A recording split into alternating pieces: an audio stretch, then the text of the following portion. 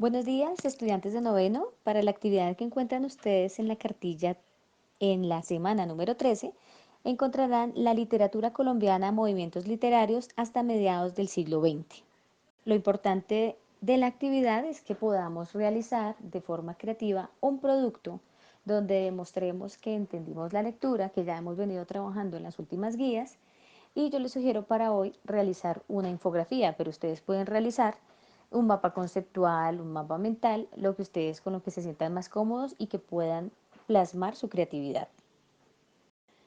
Primer video es un recuento de lo que ustedes van a leer, pero por favor realicen la lectura y vean este video. Literatura.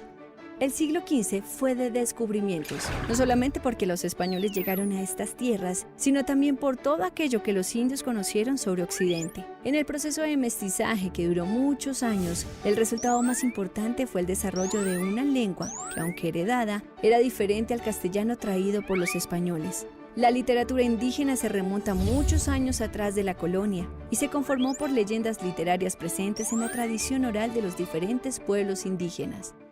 ¿Sabe de qué países de Latinoamérica es la leyenda del Yurupari? No, ni idea, es así, corchada. Creo que es peruano. Yo creo que debe ser una leyenda amazónica, ¿no? De manera que debe ser de los países que pertenecen a la parte amazónica.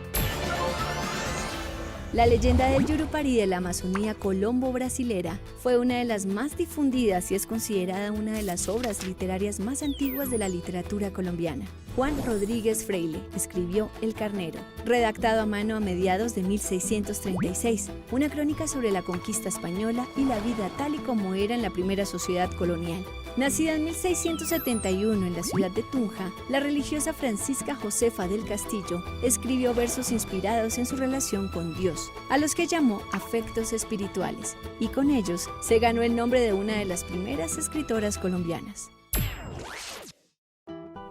Bueno, las primeras obras literarias en Colombia vienen lógicamente de los mitos indígenas, y queremos hablar en términos cronológicos.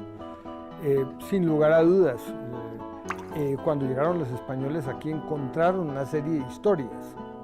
Esas historias, probablemente una de las más importantes son las leyendas de Yurupari, que son historias del Amazonas colombo-brasilero. La literatura de la independencia de Colombia se conformó por investigadores y científicos como José Celestino Mutis y Francisco José de Caldas, mientras otros personajes influyentes como Camilo Torres y Antonio Nariño establecieron en sus textos miradas críticas del gobierno español. La literatura del siglo XIX colombiano estuvo ligada a la conformación de un proyecto nacional después de los procesos de independencia. Hacia 1840 surgió el costumbrismo, que buscaba retratar la sociedad de la época a través de cuadros literarios pintorescos. Si vamos a pensar en la gran novela de la literatura colombiana del siglo XIX, que sin lugar a dudas va a ser La María. Colombia va a ser un país, y Jorge Isaac nos lo muestra en la novela, de muy baja movilidad social, un país todavía muy estancado, muy provinciano y de alguna manera también marcado por el incesto, que es uno de los temas centrales de esta novela. Para el año de 1856, el escritor José Eugenio Díaz escribió Manuela, mientras en 1867 Jorge Isaacs publicó la máxima exponente del romanticismo en Latinoamérica, María. El mismo año, la escritora Soledad Acosta de Samper publicó Dolores, cuadros de la vida de una mujer, novela fundacional de la literatura femenina latinoamericana.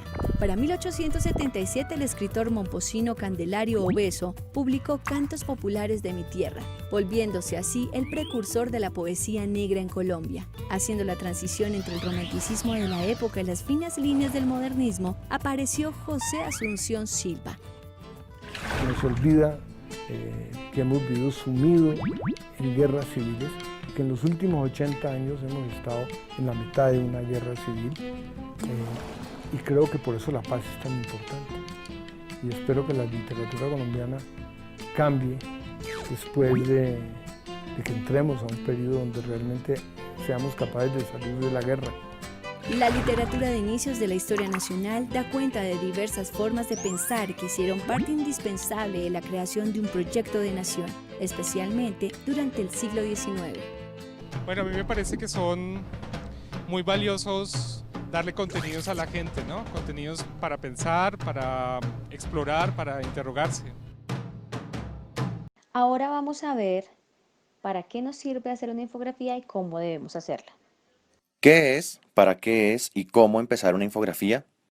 Según la RAE, la infografía es la técnica de elaboración de imágenes mediante un ordenador. Sin embargo, estas son mucho más que eso.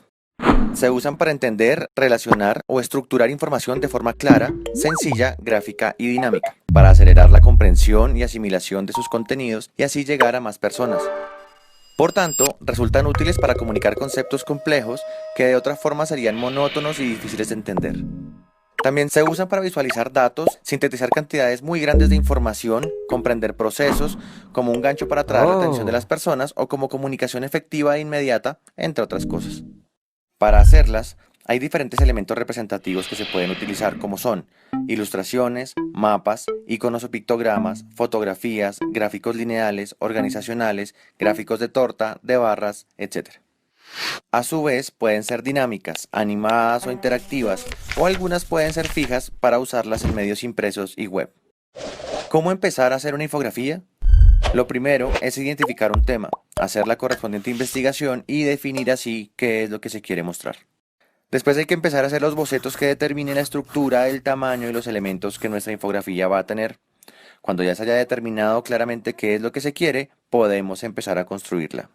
Es muy importante que al final se mencionen las fuentes de donde se sacó la información o citar al correspondiente autor.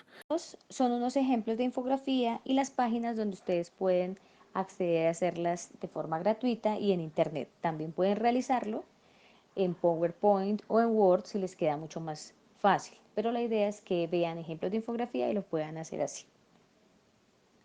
Buen día y éxitos en su trabajo.